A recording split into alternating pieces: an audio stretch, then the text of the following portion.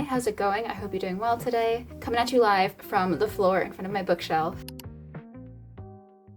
The legs are like not balanced at all. Is that better or worse? It has a level on it and it says that it's level, but it's not level. That looks level to me. I didn't accomplish anything. The legs are still uneven and you're still tilted. Whatever. I posted a poll on my channel and was just kind of asking you guys if you wanted more casual vlog style chatty videos or if you wanted more of like a direct kind of focused sit down video, because I've been feeling kind of conflicted about filming like sit down style videos, like trying to deliver information in a concise way. It's really difficult to put my words it's difficult to put my thoughts into words sometimes, which, why did I make a channel? If that's the case, girl, I don't know. I just work here. But I think that shifting into a more like casual, chatty, just like catching up kind of style of vlog, I think that might help. Just because like it's really draining for me to do those sit down type videos. I kind of dread it. It builds up to be this like big, scary, anxiety inducing thing that makes me like not want to sit down to film. So I think we're going to be doing more of this kind of thing. How that's going to look for my monthly wrap-ups and such is it's probably going to be a much more casual style of wrap-up in a vlog kind of format. But that being said, I do have my whiteboard with my books on it, and I do have the 3 physical books that I read right here. The first thing that I read in, what the fuck month was it? January? So the first thing that I read last month was The Princess and the Grilled Cheese. It is a graphic novel. The art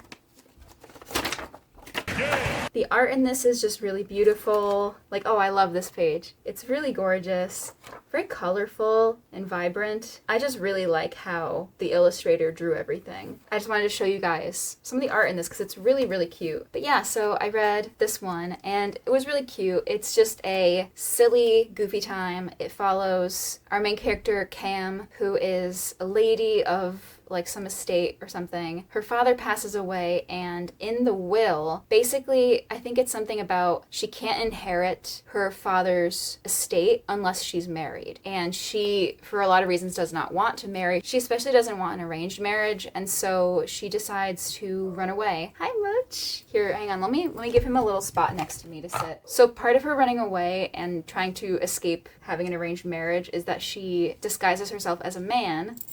And so she ends up posing as Lord Camembert, which is what Cam is short for, by the way. She goes to this city, and I don't really remember much about like that part of it and why she went there. But there's a princess named Princess Brie who lives in this city, and it's kind of a weird mashup of like Bridgerton-esque historical, but also modern. Like Cam brings their Nintendo Switch with them. But so Cam falls in love basically like head over heels right away with Princess Brie, and they actually end up striking up a friendship and ends up being a really adorable romance between the two of them. It was just so wholesome. It's so adorable. The art is great. I think there's going to be another book in this universe.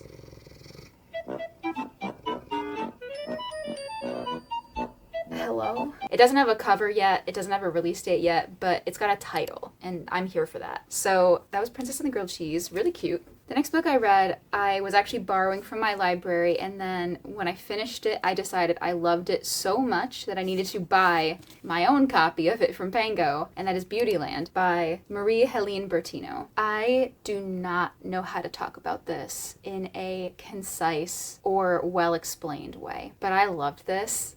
Let me explain some premise, okay? So it follows our main character, Adina, who is a young girl. At the start of this book, she's literally being born, which is like a wild way to start a book. That's what was happening. She was literally being born. And right away, she knows that she's not like everybody else around her. She's not like all of the other humans that are around, because she is an alien. And she comes from a distant planet,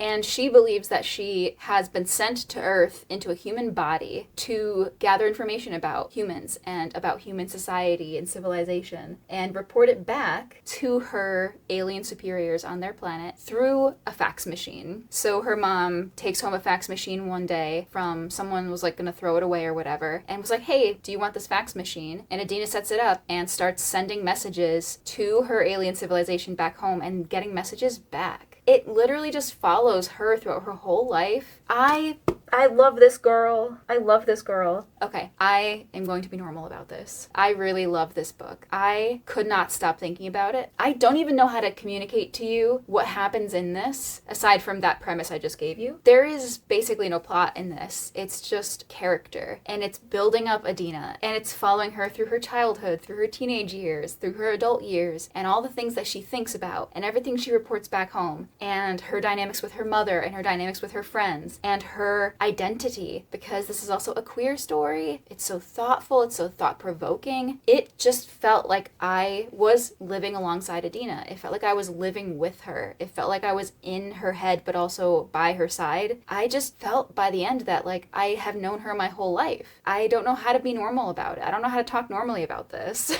I literally felt so hollow and empty when it was over, because I was like, what do I do now? What do I read after this? The moral of the story is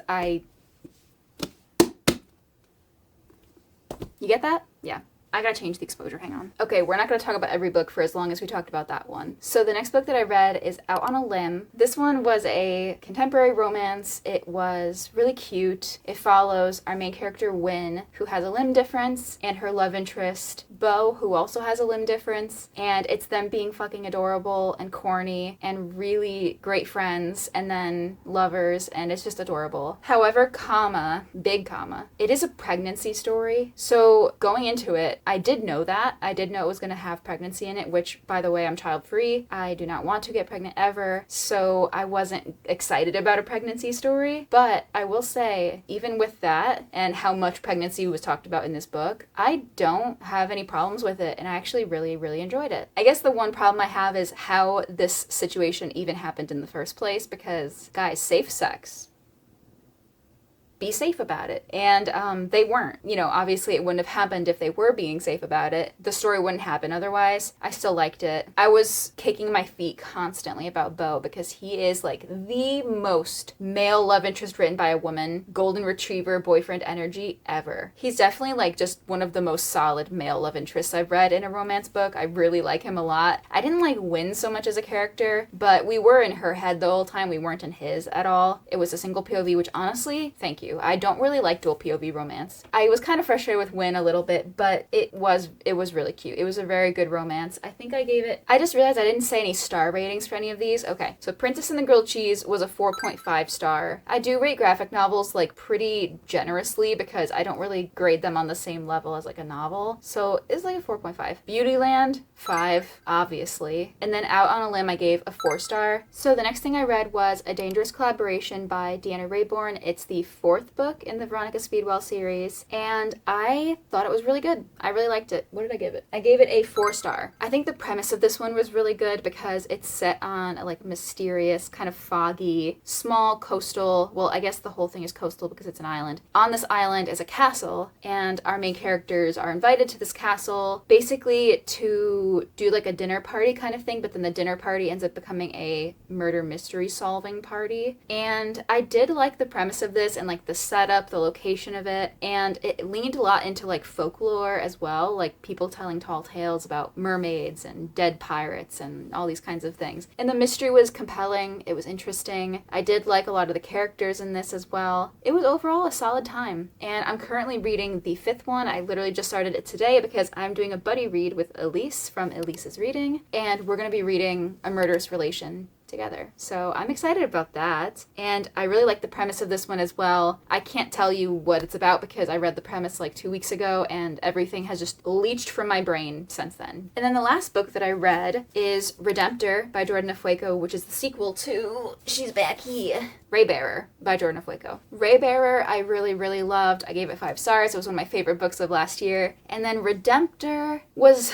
a little bit of a letdown. I was definitely a little bit disappointed by this one. It's not hard to see the numbers on the board here, but spoilers, I did give it a 3.5. I think it was still a really great sequel, and I still loved this book. I think the writing is great. The themes in this were good, but my problems with it were basically that there were too many characters, and I don't really understand the choice to bring in a whole new set of characters, a whole new cast, when we had a whole cast from the first book that was already large, and we didn't get to establish all of them enough. Some of the new characters were definitely well written and I liked them, but the vast majority of the new characters barely got, I was going to say screen time, but I guess not a lot of page time. I don't know why we had so many new characters introduced in this. I think they could have totally made the story they wanted to make it work with the cast that we had in the first book. And then I also just had some issues with like plot setup, mostly in the sense that the plot kind of necessitated the original cast of characters like going off and doing their own thing for most of the book so that we could focus on the new characters. And I don't think we would have needed that whole thing to happen at all if it weren't for the addition of the new cast, which didn't need to happen. So like there were things that I didn't like about this, but overall I did like it. I really liked her writing. It was a good story. It was a good time. I'm thirsty and my mouth is really dry. So I'm going to stop yapping about the books that I read in January, but that is my January wrap-up. So yeah, that's really all I have to update you on at the moment. That's a lie. I have more things to update you on. Current reads. I'm currently reading Cemetery Boys by Aiden Thomas. I started this one as a loan from my library on like a digital loan, but I'm probably like 23, 24. I could just round it up to 25. I'm probably a quarter into this. It follows a group or community of Brewhex, which is the plural of that, which I didn't know. In this community, they are able to see and commune with the spirits of the dead, but normal people can't. It also has gay and trans rep, which I'm obviously so here for. Our main character, Yadriel, is a trans boy and is kind of struggling with his identity not being accepted by his community because they still see him as a Bruja. And they don't accept him as a Bruja. They won't let him do the ceremonies to become like officially one of them. It's really frustrating to read it and to see this happening for Yadriel because he wants so badly to be accepted and to be included and to be embraced for who he is. The only person who really does accept him for who he is his cousin, who's also his best friend. Their dynamic is so fun because they're basically like a dynamic duo, like partners in crime, always getting into stuff. And I love watching them interact with each other. But basically like the whole plot kind of kicks off with Yadriel and Maritza sneaking off into like an old church to do their own Brujo ceremony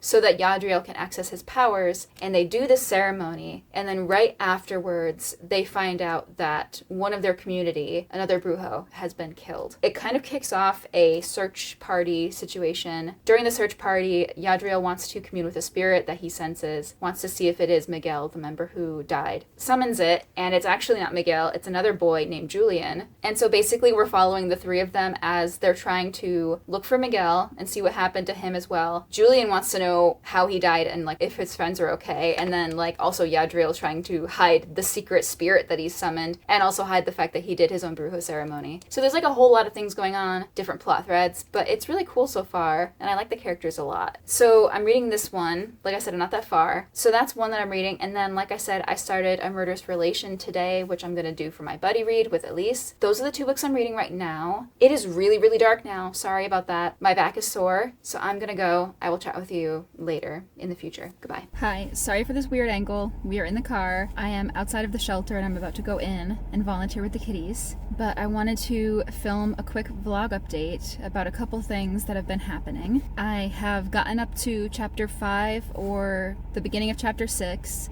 in A Murderous Relation, which is the Veronica Speedwell book that I am buddy reading with Elise. So our plan is to chat every 5 chapters. There's 25 chapters, so it works out perfectly. So we're going to have our first chat hopefully sometime soon. I am liking it. I am definitely intrigued by the premise. There's some good tie back to things that happened in the first book regarding Veronica's family tree, I suppose. So we're kind of getting some callbacks in this book, and we're getting to see some characters again that we haven't seen in a little bit.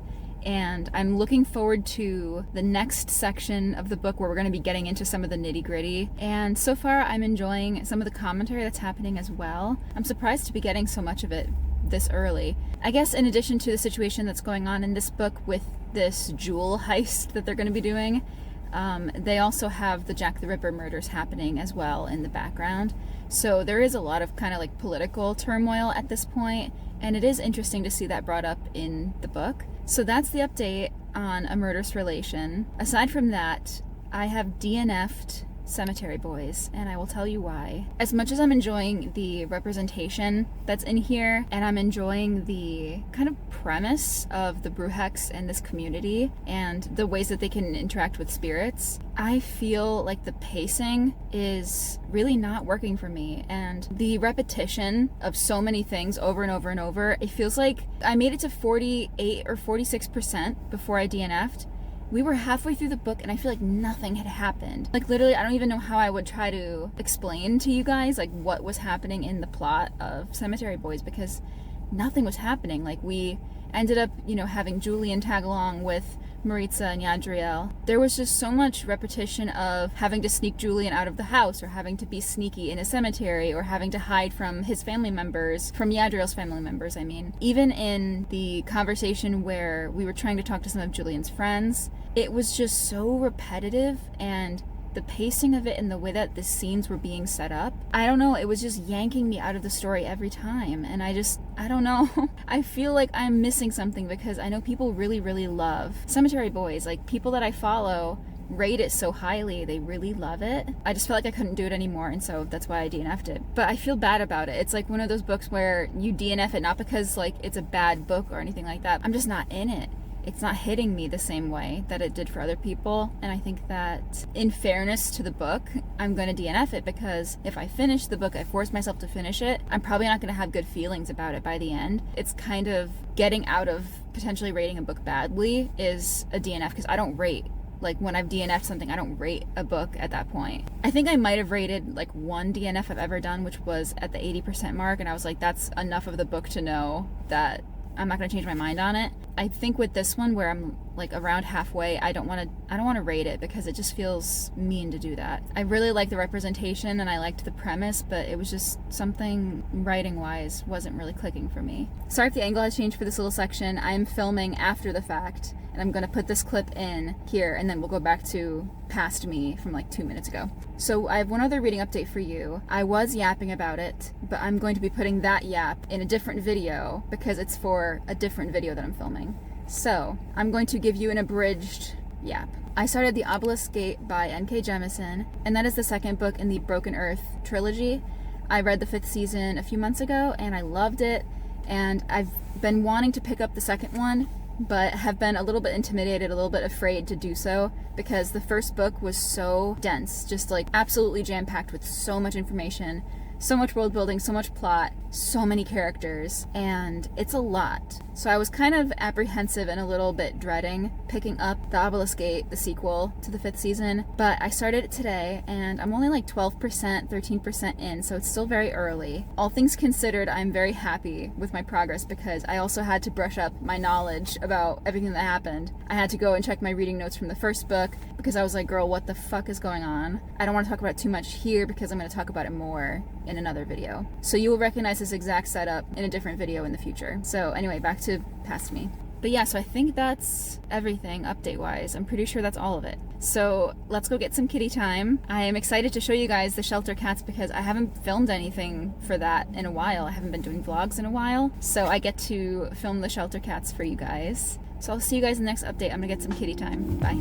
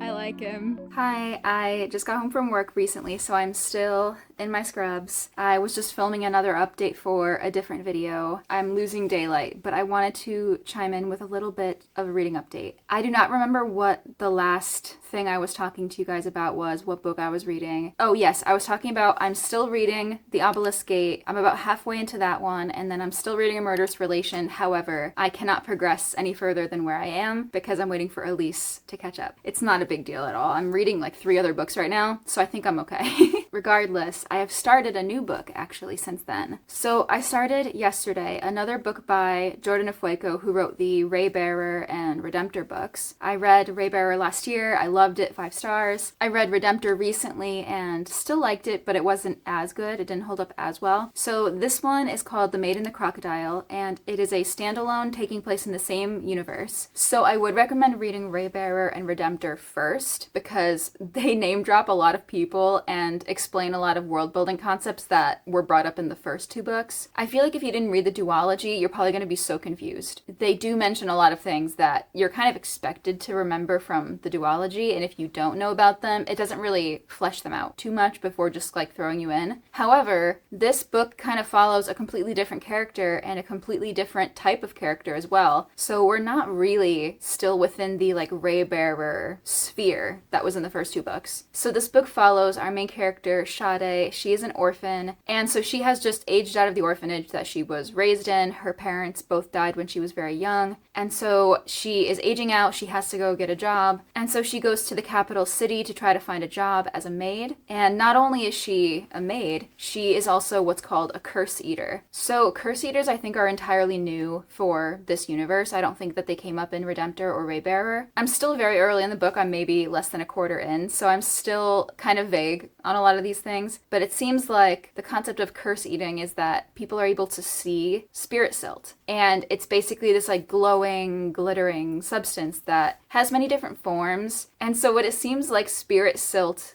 is that it's shed by humans and our souls, basically. It seems like it's a byproduct of emotion, and it can cling to people, it can fill spaces, and so you have curse eaters whose job it is to go around and clean the spirit silt, etc., off of everything, or remove curses from people if it takes the form of like a mold that's growing on a person's wound or something like clinging to them. And so how she specifically does curse eating is that she sings, and when she sings, she can see the spirit silt, and then she can go and clean it with her special cleaning supplies. And it's honestly, I don't know if this will click with everybody, if it will come up with this kind of imagery for everybody, but the way that it reads in this book, it feels so Studio Ghibli-esque. It feels like very much in the realm of like Howl's Moving Castle a little bit, with Sophie and her cleaning and everything, but also like the soot sprites. I don't know, it feels so Ghibli, and I honestly love that imagery of it. Like, I love this imagery of the spirit silt all over the place, and it's described in such a gorgeous way. I'm reading it digitally, and I also ordered a physical copy of it on Pango because, yes, I am liking it that much. But I honestly just want to highlight everything because there are so many beautiful lines in this.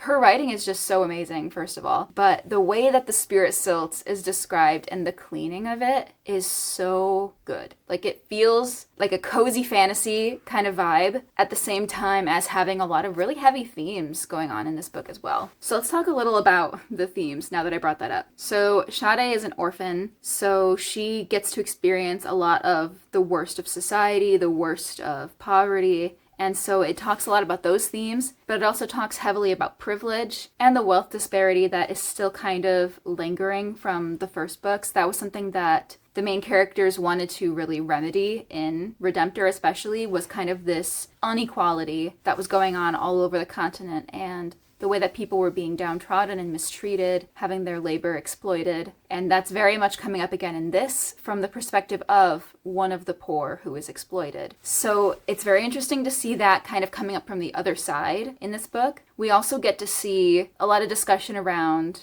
optics, especially the optics of wealth and privilege, and how people perceive positive acts or charitable acts by the wealthy. It's, performative. It's performative generosity. It's performative charity. So that comes up a lot in this as well. Also, disability is a huge factor in this because Sade has a limb difference basically from a previous injury. Her foot was injured in some kind of accident. I don't remember what the accident was, but she has basically a deformity now because her foot grew wrong as she got older. And so she uses a cane. She also has vitiligo. So it's really cool to see her talk so openly about her limb difference and about vitiligo. It's interesting how vitiligo is kind of seen in this world as like a mark of misfortune, but one of the characters describes it in such a gorgeous way. I'll try to put the quote on the screen, but he basically describes it as like she has worlds on her skin. Like her skin is a map of oceans of potential or oceans of promise or something like that. And it was just so beautiful the way that it was described. I was like, oh my God. The cover is going to be somewhere on the screen. So you've been seeing her the whole time, but she is on the cover and she has the vitiligo very present, very prominent, and it's beautiful. So it is really beautiful to see that representation in this as well as the limb difference representation. And so far, I'm really loving it. It feels like a really nice kind of return back to Raybearer and Redemptor, but it also feels entirely different. And it feels like in this perspective, we get to see so many different things that were touched on in the first books, but now we get to see them elaborated on. Sade is a really interesting character.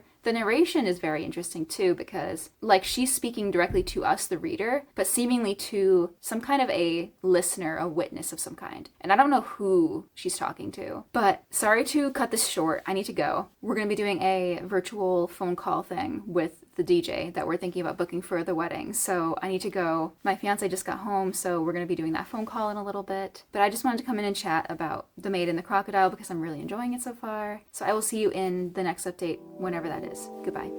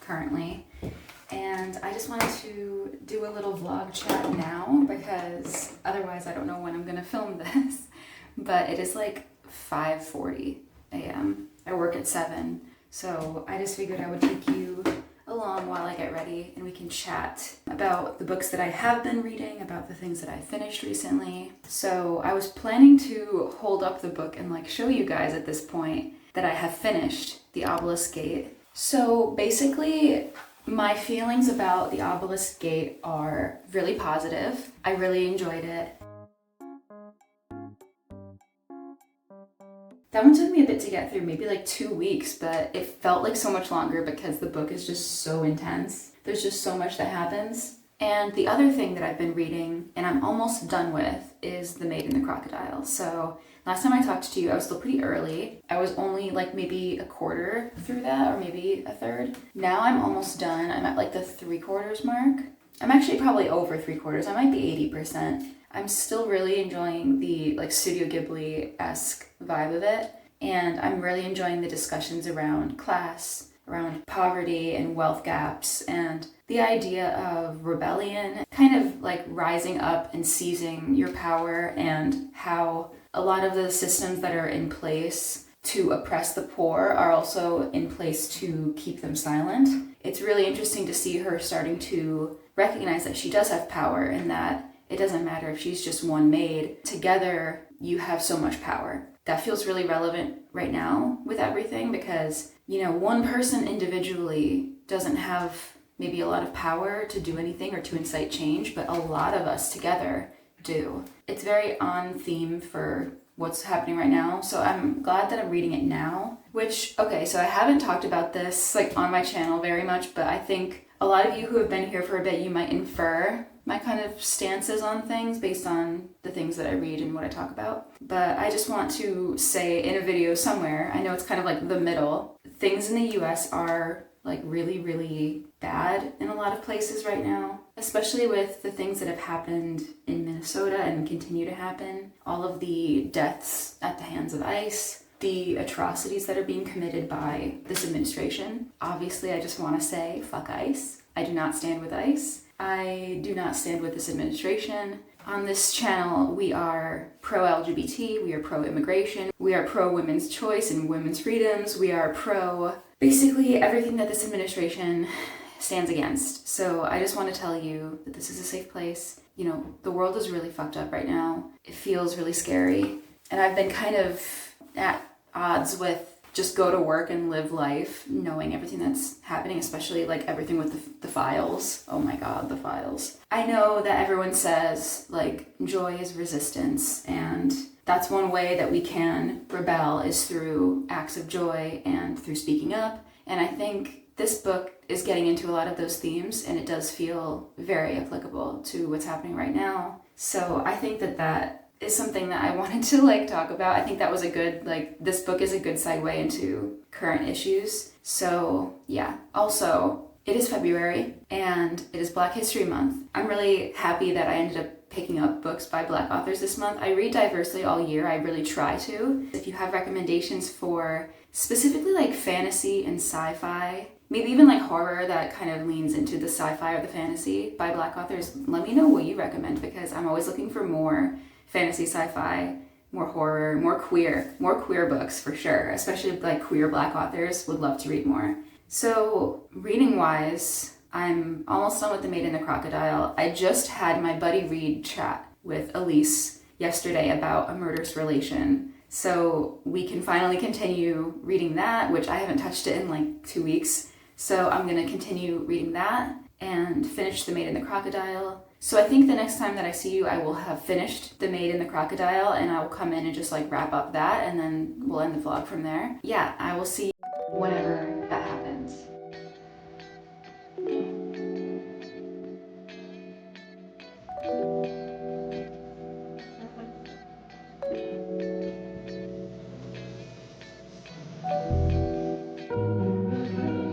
Hi, so forgive the weird angle and the like shaky cam that may be happening, but I forgot that I wanted to also show you guys the reorganization that I've been doing up here. I have a new little reading / crochet corner, and I've moved my journaling desk as well, so now it has more daylight. It's not done being set up yet, but I did want to show you guys in this vlog because maybe in the next vlog, the journal desk will actually be done. That's also why I'm not going to be doing a January journal video this month, is because I did the journal and was trying to film it in my corner where it used to be, and the lighting and like the angles were so bad that I just like couldn't really use any of it, and I wasn't happy with any of it. So that context aside, I'm gonna flip the camera and show you guys the new setups. So this is the new reading nook, and Mochi's doing a really great job of modeling this area to you. But I have this cute little corner with string lights and these shelves. This is where my journaling desk used to be. It used to be right there. And then I had all my journaling supplies and organization tools on these shelves. I wanted to move my reading chair into this area because I feel like this nook is much more cozy now. So I have my crochet bag over there. You can put... Yes? He's helping with the tour, of course.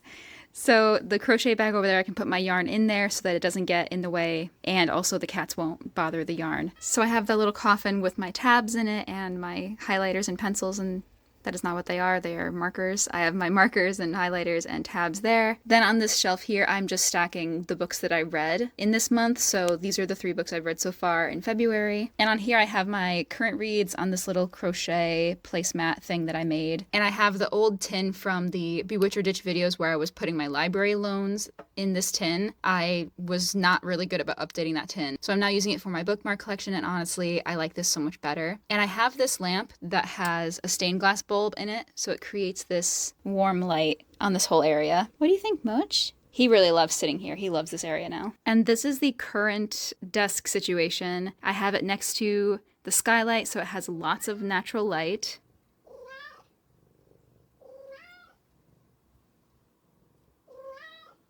Did you guys get that? Okay. So I don't have anything like put away or stored really. I'm going to be putting a little set of drawers underneath the desk. It will be a lot better once it's all put away where everything needs to go. But that is the current journaling desk situation. Hi, hello. It is my day off today. Woo! It is like freezing rain outside, so you may be able to hear a little bit of the freezing rain. I just had therapy, and while I was in therapy, it's virtual by the way, I was crocheting a little bit. I'm working on this new waffle stitch blanket. I had this yarn left over from a previous project that I was doing. I have this much left. I do not think it's going to become much of a blanket, to be honest. It'll be whatever it ends up being. I'm just happy to be having like a project that I can kind of mindlessly work on. It's very relaxing, it's very soothing. So this is my current crochet project. I'm gonna put these little stitch markers in. I got these little stitch markers on Etsy. I do have a third one, but it's in the drawer. Can you focus?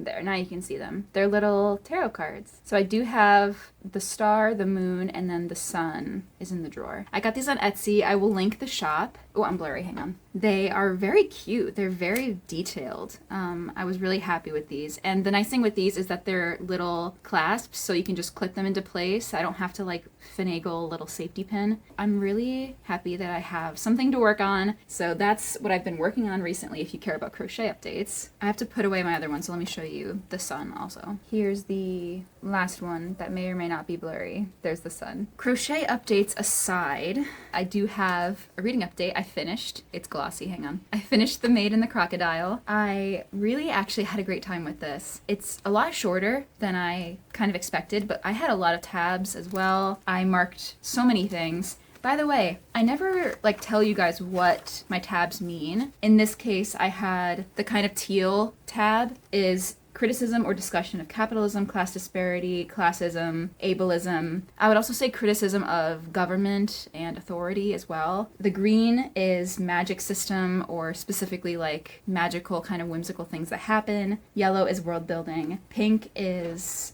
the main character's struggles, fears, trauma, her overcoming those things. And then purple is relationships or belonging, friendships. So that's my tabbing system for this one in particular. If you guys were ever curious, like what do all these colors mean? That's what they mean in this case. Also, I love matching the colors to the book cover. That's like one of my favorite tabbing things to do. I have lots of different colors. For example, I also brought the Obelisk Gate. I have these tabs in it and they kind of match the cover as well because of like the muted earth colors. But let's go back to The Maid and the Crocodile and chat about how I feel about this one. So the themes continued to be really, really solid. I think the end is definitely more impactful because Sade is finally like kind of seeing that she does have power, and that even though she's just a maid and she's just a poor girl, she's just an orphan, whatever people have told her, whatever society has told her, she's so much more than that. And it does a good job of picking apart how being a maid is not a bad thing. Being of a certain stature in society is not a bad thing. Being happy with what you have, being content for a small life is not a bad thing. And also that doesn't mean that you don't deserve security, to have a roof over your head, to have safety. And it does a good job of talking about how in an ideal world you should be able to have like a small, comfortable life and be happy and have everything that you need, and everyone should be guaranteed that. Society looks down so much on like menial labor, on unskilled labor. Sorry about the sirens. I don't know what is happening out there. There's nothing wrong with those kinds of jobs, and that doesn't make you somehow inferior to anybody else or deserving of less safety, of less pay, of less happiness than anybody else. I'm gonna close the window. Holy shit, it is loud. The moral of the story is I really liked this. I am happy that I've read everything in this universe so far. I think that there definitely could be more. So if she ever does release anything else in the like Raybearer universe, I would totally read it because I think that this world is fantastic. I love the characters. I think there's so much potential for books from other characters as well. I'm glad I read this. With these two books and reading them in the climate of everything going on, and in a lot of ways these both get into some of the same themes and some of the same talking points in very different ways, but they both come up with the same kind of conclusion about how community is power and not to tolerate the systems of oppression just because they are well established or well rooted. They need to be uprooted. And I think that these talk a lot about that, and I think right now is a really powerful time to be talking about challenging the systems of oppression and challenging our government. I'm happy I read these this month, and I had a lot of thoughts, obviously. So actually, hang on, let's chat about the next vlog and how I'm going to be approaching the monthly wrap-ups. Doing my monthly wrap-ups in a kind of more casual way in a monthly vlog situation. I think that I do enjoy that. Just makes me feel like I'm able to kind of relax a bit more and talk more freely about these books. So I will talk about them in my next vlog, which will have the February wrap-up in it, as well as just monthly like current reads and other things that I'm doing. So if you only care about like the wrap-up portion of these monthly vlogs, they're going to be, you know, time stamped, and you can just kind of like watch the wrap up and then dip for the rest of it if you want. I don't know why you'd want to do that. I wouldn't fault you for leaving after the wrap up section if that's all you're here for, but I am a Libra, so I will be like silently judging, you know. But for the February wrap up, it'll be in the beginning, it'll be time stamped, and you can watch the wrap up, and then the rest of it will be like regular vlog stuff. I think I'm just going to experiment a little bit with that and see if I like it. This is all an experiment. I'm just going into the new year, trying different things, seeing what sticks. Let me know what you thought about this wrap up and vlog, like hybrid format, and also let me know in the comments what you are reading. Oh god. Also, let me know if you read any of the books that I had in my wrap-up or that I read in this video. If you don't want to chat too much in the comments and you just want to leave a little emoji to let me know you were here, drop a lizard emoji, some kind of lizard, for The Maid and the Crocodile, because one of the things in this book is this little, it's blurry, but there's a little gecko character that's like an animal sidekick, and he's on the spine as well. And I adored him. I love an animal sidekick. So drop a little like lizard emoji in the comments. Please like, comment, and subscribe if you want to. It means a lot to me that you're here, and I will see you in the next video. Bye!